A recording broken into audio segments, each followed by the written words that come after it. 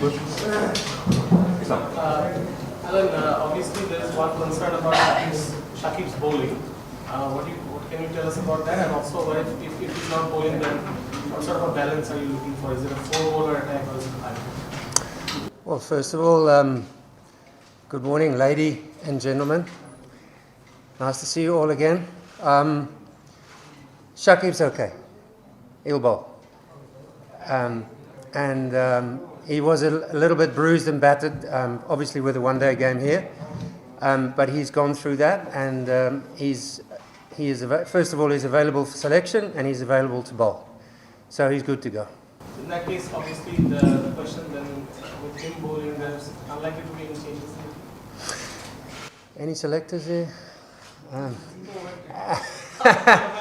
I can't see. To be honest, if I'm sitting here and just talking out of the room a little bit, I think it'll be the same three spinners that we've seen, and obviously I think with the welcoming back of Tuscan and then Khalid as well.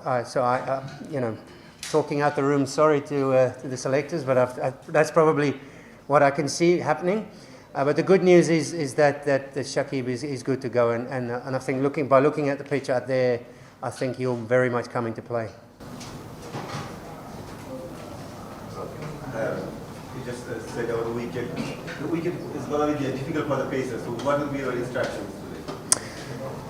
I think if you always put yourself in that, and I always use the reference to how the England fast bowlers mindset playing in Pakistan and how they get themselves involved in the contest. So your job, even if you've got three spinners, your job is almost like you've got a bit of a free ride to be a bit more expansive as a quick. So you can bowl short and full for longer, or shall I say 4 overs, you come and you just put everything on the table. So I think that for me, the learning out of the last test, if you saw how Shiraz and Umesh Yadav bowled. They either went very short, very attacking. They had people out, catches in positions. The ball was slightly reversing. So as if you're bowling with a spinner, you know what you're going to get. You know what you're going to get. And so for me, I think the only change I would like to see is us be a little bit more attacking by using, because it's not easy ducking on pitches like this. And that's where your asset, if you've got a bit of pace about you, you can afford to be a little bit more expansive, a little bit more aggressive. Tuscan obviously coming after this layoff, so is it ready to go? Tuscan is good. Yeah, he's good to go. He wanted to play in the last test match, but I think he was very much short of a gallop in terms of rhythm. And so the build-up in that test match last week was crucial for him. So he finished off yesterday his work here, and he's good to go. He's absolutely looking forward to the contest. Is there any chance to finish the game by win? We want to win, yes. There's nothing like, it doesn't matter where you play India in South Africa or you play India in India.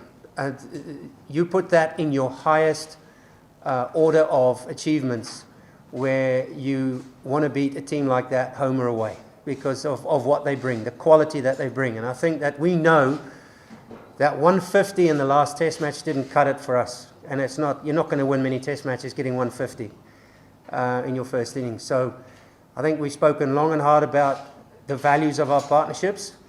And that we need to be much more resilient in those partnerships when we get them going. And I think in the second innings we showed that. So yes, we desperately want to win. A lot of people, including myself, want to go for Christmas, or shall I say, a delayed Christmas by having a win under the belt. Yes.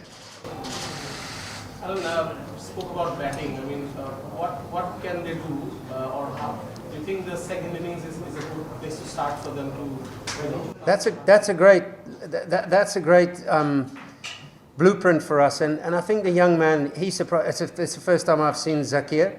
I just love his attitude.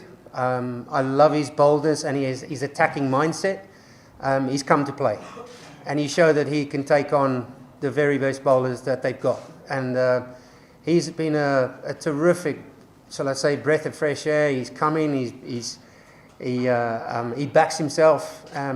So if we need something to fall back on, that was the start. You know, in the second innings that we can build on, and we've shown that we can run toe to toe with India in that respect. But yeah, I mean, this is a different pitch.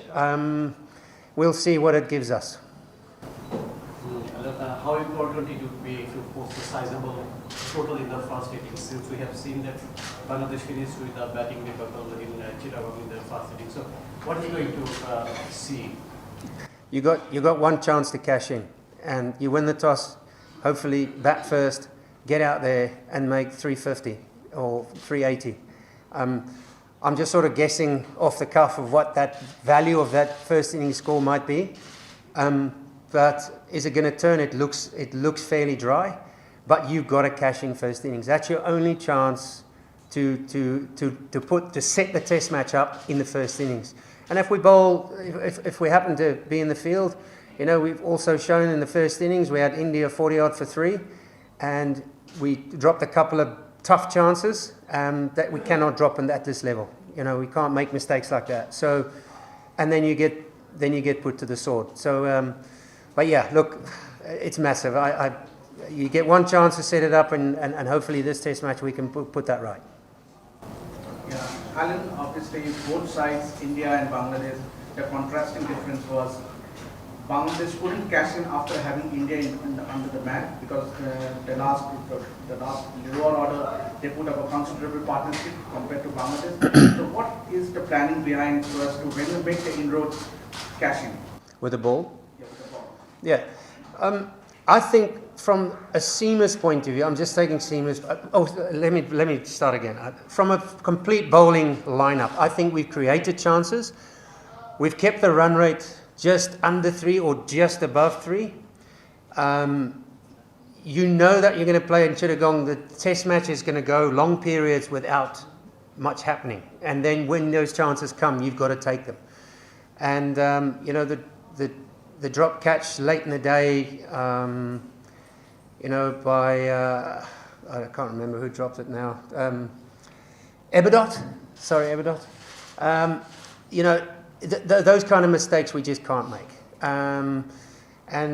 So it takes such a long time to build pressure and such a long time to be patient, resilient and creative during those long periods that the game seems to be going nowhere and the partnership seems to swell and swell.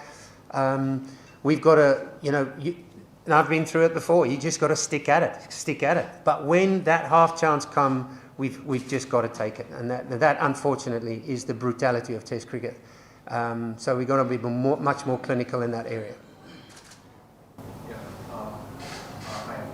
You talked about the second innings being a blueprint, and also about the phases where Bangladesh were in it but let it slip. So how much is it part of the thinking that even India can go a notch higher? Like 2 of its best batters didn't get that many runs in Rahul and Kohli. So how much does that form a part of your thinking as well? Yeah, look, they're the prized wickets, aren't they? And it's like bowling to Tendulkar, and you know when that man walks the crease, the value of getting it right is absolutely paramount. And so when the great Virat Kohli steps up and you miss a chance against him, you're going to suffer because they don't give many chances after that. So I thought we've been very good against him. I thought we've been very good against KL. And, you know, I think you just feel the presence when these people walk to a crease. It's like bowling to Lara. You know that all of a sudden the temperature in the building just goes up and up.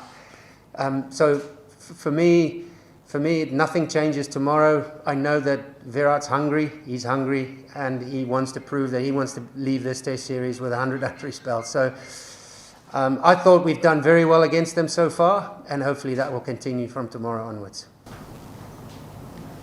Alan, my question is not related to this match. In Chittagong, we have seen that you have talked with the net bowlers for long times. Do you find anyone there who can go along now?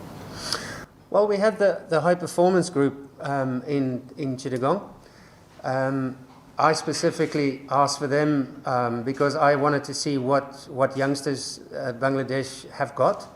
I was particularly impressed with Mushfiq. He's a big, strong, very athletic young man. There's a couple, and Rabid can help me out here, but there's a couple more tall young lads that I was... Ashik, yeah, that I was very impressed with. So I think the key from now on in is to have those kids more involved with our chats, more involved with our dressing room discussion about our test match philosophy, our one-day philosophy, how we think, how I think as a bowling coach, a fast bowling coach. So I really think it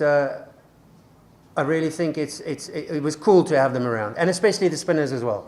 It was cool to have them around. Do you have any wish to work with them in all days?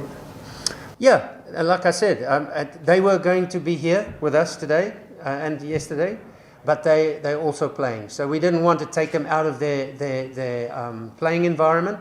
They were keen to play, but I think the initial contact for me was crucial. So, but it was. I think it was really nice, and my biggest vision here now for Bangladesh as a fast bowling coach is to expand the group, and to be in a position where we can rotate players at will, and and not be scared to pick a young Shafiq or a Mushfiq, or So that's the goal. Okay, last two questions. Alan, Little was seen doing some keeping drills yesterday. So is there any possibility Little will be standing by the wicket?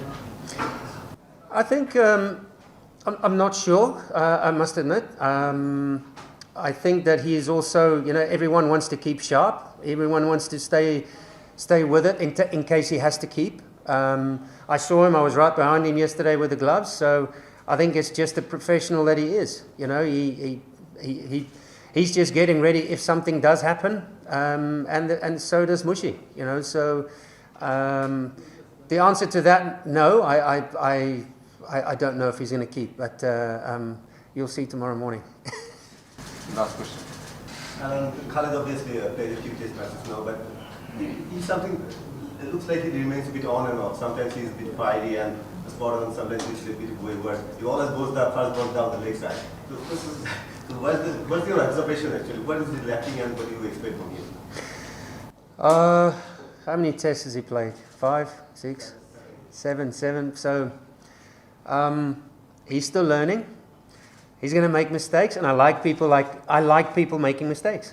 So it's like me being left alone when I was young, tear away all over the show, skin and bone alone, and that is Khalid. But I keep my positive reinforcement with him is that the way he bowls is his unpredictability. It's actually his strength. So he can bowl an absolute jaffa, and he can bowl the next ball down the leg side and get caught down the leg side. So, but the fact that Khalid has got a proper engine on him, and he's a big, strong boy, and wants to learn, ask questions every single day, that I cannot fault, and that's what I want to see from this group, is that the moment I came in here was for me to take the shackles off the shoulders and be free and enjoy and take on and be aggressive. So, and that if Khalid gets first ball down the leg side, he gets Kohli caught down the leg side, that's a jaffa in my book. So, yeah, look, I'm not worried about Khalid. Khalid is just a great kid who wants to learn and wants to be successful. Thank you. Thank you.